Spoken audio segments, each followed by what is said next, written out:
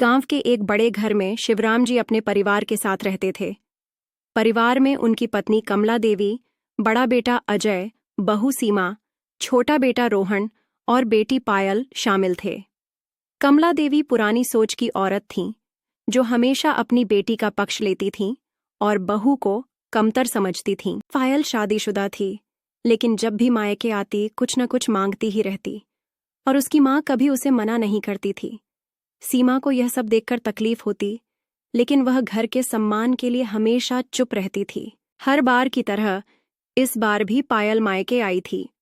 आते ही उसने माँ से कहा, माँ, मेरी सास ने कहा है कि इस बार त्योहार पर मुझे अच्छे गहने पहनने चाहिए। मुझे मायके से कुछ मिलना चाहिए ना।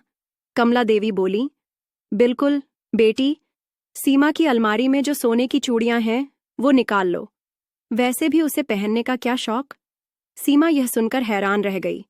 उसने धीरे से कहा, माँ, ये तो मेरी शादी की चूड़ियां हैं। कमला देवी झुंझला गईं। तो क्या हुआ? पायल भी तो मेरी बेटी है, तुझे क्या फर्क पड़ता है?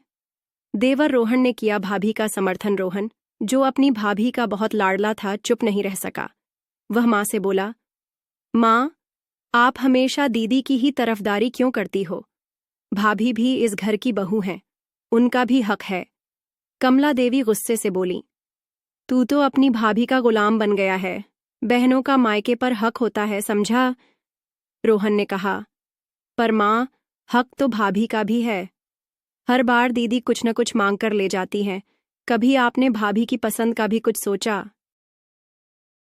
ससुर जी का फैसला शिवराम जी, जो अब तक सब सुन रहे थे, आखिरकार बोले, कमला, ये सही नहीं है।